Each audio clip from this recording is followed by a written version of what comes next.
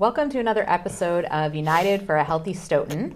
My name is Stephanie Patton. I'm the Prevention Coordinator for the OASIS Coalition, and I have a few guests here with me today. Today our focus is talking about concussions and preventing youth brain injury. So I'm going to start all the way to my left and introduce Dr. Dan Muse, who is the Sports Smart Medical Director for Signature Healthcare. He's also the Medical Director for the Stoughton Fire Department. To his right is Ryan Donahue, who is the Director of Stoughton Athletics out of Stoughton High School. And to Ryan's right is Sally Borges, who is the Supervisor of Health Services for the Stoughton Public Schools. So welcome, everybody. Thanks for having us. Yeah. So we're going to start with Sally. She's going to kick us off talking a little bit about what concussion is and why it's important for us to be talking about it. Thank you, Stephanie. So concussions definitely over the years has been a growing concern. There's been a growing awareness. Hopefully long are the days that are gone that somebody gets knocked in the head or bumped in the head and gets brushed off and returns to what they were doing. It is so important that the CDC actually named March as Head/Brain Injury Prevention Month. And there's a statistic that head injuries contributes to 30% of deaths in the United States. So it's important. It's an important concept, especially in the schools. We deal with it every day because any kind of injury to the head affects anybody's way of thinking or working or even playing. So we have a lot of protocols, many of them adopted from CDC regulations that get brought down into the schools. Ryan Donahue, who is the athletic director, works alongside with the athletic trainer, Jen Dowd at the high school, to make sure all of our athletes are taken care of as far as any type of injury to their head. But I guess globally what we need to bring to the table is the awareness of parents and even children that if they do get a head injury, that they are aware that it is something that needs to be taken care of. It's something that can cause further problems. And so just bringing that awareness forward to everybody is what the focus is today and in ventures coming forward. Great. So it seems like we have a really great and strong program, particularly at the high school. When kids get hurt on the field during an athletic event, the high school is very much on top of that because we have great protocol. But sometimes kids get hurt in other venues, not even just sports, but they get knocked in the head, they fall off a stage, or they trip and fall, or Sure. And then those kids have to come to school. So can you maybe either Dr. Muse or Ryan talk a little bit about how would a parent know to be concerned about a possible concussion and what should they be doing initially?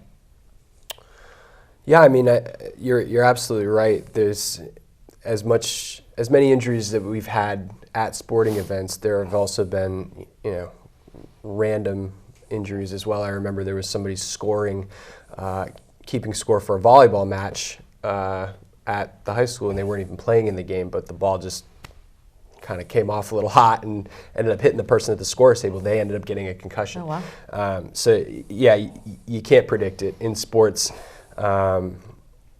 We've found that we do our best to stay on top of things because we know it's the right thing to do.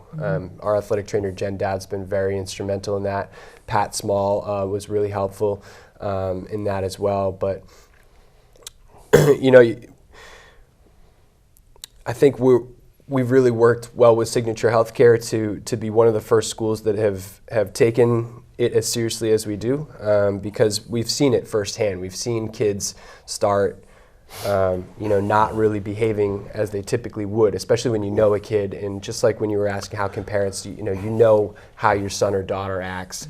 If they've had some sort of an incident where they can recall or maybe not recall, not feeling right after that particular time, and then are just showing signs of, maybe sensitivity to light or are having a hard time remembering things or just not really able to focus for long periods of time without, sustaining some sort of a headache. Those are direct signs of the onset of concussion, or that maybe they are suffering from a traumatic brain injury. Mm-hmm. Great. Dr. Muse, you want to contribute to that a little Oh, bit? yeah, Ryan's right on the money when talking about this. And the parents, coaches, teachers, they know the kids. Mm-hmm. And a lot of these injuries aren't exactly what you would say is just an all-out hit, one that everyone's sort of grimacing when they see it happening that causes a concussion. They can be extremely subtle, and it's the subtleties that are important that you pick up on in terms of managing the concussion and recognizing it first and foremost. But the real simple rule of thumb is if you think the kid has a concussion, they're out of practice or out of games until it's determined. Just as simple as that. And I'm really happy with the way they do it in Massachusetts, where virtually anybody involved in the game can actually, the referee or the coach, whatever, can point out that you might be concerned about that kid. I think that's extremely important because no one actually sees everything that's going on. And it's really important that everybody has a say to make sure the kids are safe. Yeah, we have a very strict return to play policy that we've adopted. We're probably in year 6 or 7 of it, and there's just certain criteria that students have to have before they're allowed to come back. And I think the scary thing about concussions is, when we were just talking about things that, ways that you may be able to detect it or notice things. There's also times where it might not seem as obvious, but they could still be, they might not be symptom-free. And if you're not symptom-free and you do go back to start participating, whether it's a contact sport or a collision sport, or even, even not non-contact, students are that much more susceptible to sustain another concussion if they haven't completely recovered from the initial brain injury that they had. So, yeah, I mean, safety is the word. Be super cautious. Don't rush back. Nothing is worth that long-term injuries that could really, be sustained if they really rush back just for one game, or it's a matchup they really wanted to have, or even coming back to school too soon. Sometimes when students come back and try to get too much of or try to play catch up because they're feeling pressure that their grades are starting to slip, or they miss too many days of school, and then they come in and then, within an hour and a half they have to go to the nurse's office because they have a really bad headache, and that's just part of the injury, So can we talk a little bit more about that? Because sometimes we refer to concussions, it was just a mild concussion, and kind of what could happen if a parent just sort of blew that off, the kid did return to play, maybe they get hit again, or they're getting the headaches and they're just ignoring it and they're trying to push through. What are some of the consequences of that? I think probably the worst is second impact syndrome is probably one of the worst. Well, that would be permanent neurologic damage, which fortunately is very rare. I can say, and I'm sure Ryan will attest to this, that the kids that have the most sustained, long-term, difficult process of healing are the ones who got hit, didn't mention it, continued to play, and maybe a week later got hit again, and so they had one on top of the other. And the analogy I use is, if you bruise your arm or your thigh and you're playing through it, well, you can play through it, but if you get hit in the same spot while it's healing, it always takes longer to get better. Now, that's fine if it's your leg or your thigh, but when it's your brain, it's going to affect everything about you. And that's what I think people forget, that you are what your brain is. And at the end of the day, these are the kids who I will be seeing for up to a year, even longer, trying to get them back. And 90% of the time they can go back and they can recall a hit and they just shook it off. And when you push them, they'll actually acknowledge that, yeah, I probably had a concussion, but I wanted to play. And then they got hit again. And those are the ones that just do not get better quickly. And just touching on what Dr. Muse said is parents especially will do the right thing and bring them to the emergency room or bring them to the doctor's office for the acute treatment, the right-away emergency treatment. But the parents are the ones who see their children every day. So if they notice that they are having headaches every day in school, or they're grades are falling, or they're coming home and there's just something off with them. They're usually the ones that are playing outside or anything out of their ordinary routine. It's not the worst thing in the world to call the doctor back and say there's just something not right. Because, like Dr. Muse says, it's a bruise, an impact to the brain that will have recurrent symptoms at times, or symptoms that occur down the road that you might not see right away. Yep. So you guys alluded to the way that we manage head injuries in the high school. Can you talk a little bit more in detail about what would happen if a student got hurt during play and some of the protocol, the really good protocol that we're following already? Yeah, sure. For us at Stoughton, I think it really starts with the baseline impact test, and we make it mandatory for all of our athletes, and we've done a good job of pushing it through to not just our student athletes, but also just every student in the building. And retrieving an accurate impact test, and basically what an impact test is, it's a neurological test that you can't study for it or anything like that. It's all computer based, and students just sit down, and it takes about 30 to 45 minutes. You sit down and you almost like test your memory and test your reaction time. So that gives us a baseline of what your cognitive functioning, what you're doing, where you're functioning at. So that if, let's say you were playing soccer and you went up for a header and you banged heads with another student that was going up for it as well, and then we see signs of concussion, you're immediately removed from the game. You don't come back in, and then we will eventually, I think it's probably within the first 48 hours, we'll do another impact test. So then we would compare how the students scored on the impact test as opposed to how they did without, before they had the concussion. So it really gives us a reading of how far, you reference mild concussion. Right. It may be able to help us understand how severe this concussion really is, because a lot of times they are subtle. It might not have been, the hit that they bumped into the person and it looked like it was from the header. It could have been when they fell to the ground and hit the ground afterwards. That could have been the thing that really caused the concussion, or it could have been multiple concussions in that one particular circumstance. So that really helps us start to kind of wrap our head around how bad the concussion is, and then we kind of go from there. So if it's need to be referred to a doctor, which is usually what we do. Dr. Muse has been great about making it a priority, and that's been a huge thing about Signature Healthcare and the Sport Smart program that we've been involved with since like 2010, is that we have a great line of communication with them, so we can get our students in there. They essentially jump any lines, and we know who they're going to see, and we know that they have experience dealing with concussions, where not all pediatricians or not all doctors that's not always their specialty. So we really send them to people who know what they're doing, that we have a good rapport with, a relationship with, and then we establish what the accommodations would be for them in school, depending on how severe the concussion is, and then we just work on managing that, because a lot of times it might not be as simple as they take sports off for a week, and they don't have to do homework for a week, and then they'll probably start to turn it around. That's not always the case. There's been cases where I've seen students deal with issues of concussions for the course of a school year, maybe even longer. Most of the time it's shorter than that.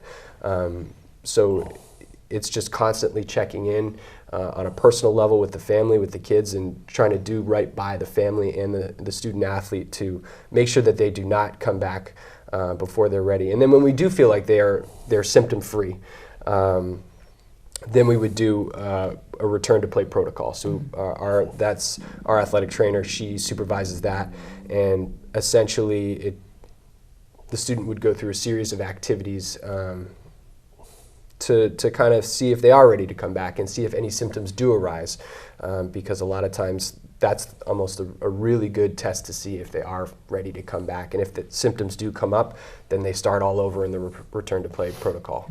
And it's really frustrating for student athletes to go through it, because all they want to do is get back to the way things were, get back to playing. and it's almost just a waiting game. And when you're used to being completely active all the time, and then it's taken away from you, and then you're not functioning as well in school, it can be really challenging to deal with. So yeah, we've put those protocols in place. The community's been great about respecting our opinions and rolling with it. And we've also, during the registration process, we make it mandatory for everyone to watch a concussion tutorial online before they're actually able to register for a sport. And that's about a 30-minute video that they need to watch with a parent in order to successfully execute the registration process. So yeah, it's something that we're really into, and we stand behind it. We just know it's the right thing to do, and Signature Healthcare has been great about helping us through the process and trying to do it right. Great. And so I know one of the things that Dr. Muse has mentioned too is that, sort of contrary to what we might think, that if you're a younger kid, so you're 6, 7, 8, 9, and you have a concussion, one, you don't get the benefit of all this wonderful stuff at Stoughton High, but that also it can take longer for younger kids to heal from concussion, which seems, usually you think about, little people, they bounce back really fast. So can you talk a little bit about that, or if you're a parent and you see your kid have a collision on the youth soccer field, what you should be doing? Take them off the field, see your doctor. The reality is, the younger you are, the more sustained, the longer it can take to get back. You typically don't see concussions in real small kids just because of the biomechanics and the physical force that these kids have. They're sort of weeble wobbles, they bounce, but they don't break. But as they start getting, especially around middle school, that's when you start seeing the change, because you have some kids who are enormous, other kids are still little, and they're all playing on the same field. And when they do get the concussions, two things we definitely know is that these kids will take longer statistically to get better. Now, that's not true for every one of them, because it still gets back to how significant the concussion was and what parts of the brain it affected. But the younger you are, typically the longer it'll take to get better. And unfortunately for girls, they have more sustained, longer periods of concussions than boys. So it's not to remember, this is a biochemical process. It's not a structural process in the brain, in the sense that you can't see a concussion on an MRI or a CAT scan. No one has ever gotten an MRI or a CAT scan to determine you have a concussion. They get it to determine you have nothing else going on but the concussion. It's a clinical diagnosis. But when it does occur, because of the makeup of women versus men, in the brain at a younger age versus an older age, those lead to longer concussions. Okay, great.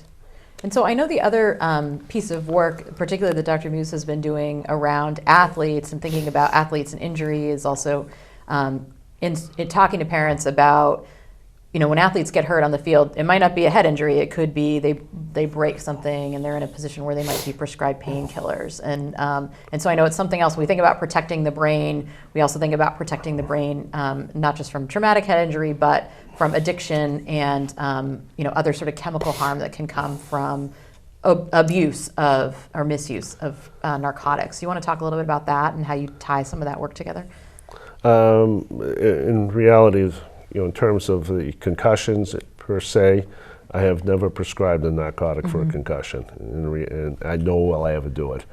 I'm just thinking in terms of the education, right, like you pair those things together education-wise. And then in terms of what's going on, they actually do go together, because it's, concussions are, in the group that we're looking at, sports injuries, but it's not the only sports injury. And in terms of what's going on, in terms of just general use of narcotics, well, I think it says a lot when 80% of all the narcotics in the world are being prescribed in the U.S. We have a problem. We have a problem in prescription. We have a problem in using them. And because of that, we are creating a lot of addicts. And unfortunately, we're doing it through the sports itself. And part of it is just that kids will do anything to play, number one. And so, yeah, they'll take the pills. Because then if they're taking it, they can sort of work through the pain. That's one issue. The other issue is, this is the age when kids want to experiment.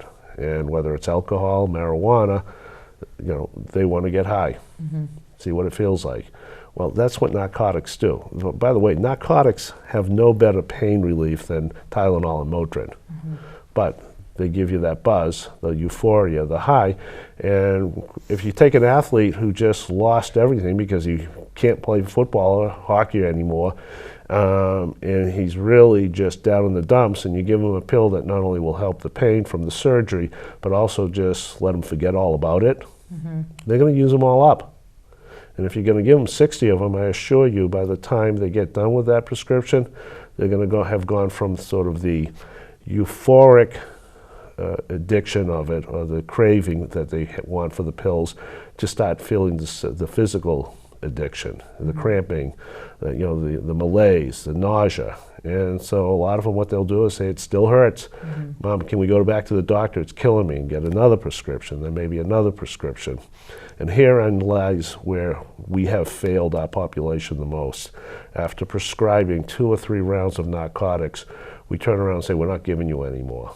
So instead of helping the kid get through the addiction that in part the medical community created, we're throwing them out to the streets. And now they're going to go to the streets to buy the pills, find them from a friend, and ultimately, with respect to narcotics, they're going to go down the cheapest avenue, and that's heroin. Right, and so that's a road we don't want any family to have to be traveling, particularly as a result of a sports injury. And we know that, in most cases, kids, even if they break something, they have an injury, they follow the protocol, they don't end up in that scenario, but we want to make sure parents have the tools to do the best they can to prevent that from happening. So I know the school has protocol around some of this in terms of return to play and paying attention to what students are coming back with, and then other tips that you guys have for parents around sort of managing that sort of acute injury situation. So Dr. Muse talked about there are other alternatives for pain management. Other thoughts folks have around stuff the school's already doing? Yeah, I think, push comes to shove, if you're ever in the situation where you're not 100% sure of exactly what's going on, it's really important to just think about the big picture, the long-term decisions that could really be in effect here. So, play it safe. Take them out of the game. Don't worry about whether the team wins or loses. That is, as far from the most important thing that we're dealing with. A lot of times people get wrapped up in that in the moment. And, just like if you have nagging injuries from playing sports when you were younger, different, like, whether it's a knee or your back, it's like, well, if you really want to try to avoid having long-term injuries that are related to your brain. So, there's just nothing more important than that. So, absolutely play it safe, be cautious, and do not rush back. And, and on the student side too, it's really important for them to, for parents to help them understand the long-term picture and to not mask what they're really feeling or not be completely truthful about how they're feeling. Be honest about your situation. And, when it happens, make sure that you really kind of shut it down. You put away all electronics. The less you do, the faster your recovery is going to really be. So, definitely err on the side of caution. Great. And we're coming a little bit towards the end of our show. So I want to give everybody a chance to make some last remarks, but I also want to say that today, actually following this segment, we're going to shoot an hour-long show with Dr. Muse going into more detail about what concussion is and brain injury, and also talking about some of the challenges and risks with narcotics and other athletic injuries. So that's going to be a resource that's going to be available to parents and teachers and coaches, and which is going to be a great thing that we'll be able to have as a community as a resource. Yeah. Other last remarks that folks want to have? And I know Sally had another thing that she wanted to share with folks, an opportunity. It's the Massachusetts Department of Public Health is recruiting a parent focus group. It's happening on April 9th. And it's what I heard, it's mostly to speak about the treatment that is offered to their child after a brain injury, a concussion, and it's important that that kids and parents both speak up. If something happens on the weekend, it's not the the cop out to go to the school nurse, if that is the nearest resource or the closest resource to the student, to the child, to say, I have a headache and this is what happened over the weekend. As long as we're trying to all be on the same page and increase that awareness, so that way everybody is taking care of the kids and their brains. I think that's probably the next phase for us, is where we'll probably end up going with this, is really starting to get our local organizations outside of the school that are youth sports, and make sure that all of their coaches are educated on it, and make sure that there's a form of education for the students and parents participating at a younger level that isn't necessarily at the high school, and especially at the middle school and elementary levels, where kids can be really susceptible to those injuries. It's important for young groups to really start to gain an understanding about concussions. Great. So we're really looking to start to coordinate those services across the town, which is exciting, because you're right. I think kids, we have some really great protocol in-house in the school, and really trying to connect that, because all of those kids are returning to school after whatever else they're doing, out in the world after school on the weekends, particularly those younger athletes. Basically, people have to understand that sports do cause concussions, but they're student athletes. And concussion management has absolutely nothing to do with sports. This is about the academics, the student side of it. And quite frankly, if one thing is, we have to get the teachers at the table, not because they don't want to be there, but because they were left out when the law was created. They are the most integral person to these kids' lives besides the family. And we have to make sure that every kid who plays a sport for a high school gets the grade they deserve and the one they would have gotten if they didn't have a concussion. You can take the sport away, you can basically tell them, you're not going to even play for 6 months, but you know what? After 6 months, they're going to be able to pick it up again. But you can't take academics away. And as I say, there are absolutely no mulligans. You have to learn Spanish 1 to be able to do Spanish 2, but we have to do it in such a way that they're learning at their pace. And herein makes the teachers the very most important person in this process. And unfortunately, I really feel like they were sort of a second thought when they should have been the primary. Great. That is a great final thought, and I think we are out of time. So I want to say thank you to my guests. And thanks for having us. Tune in next time.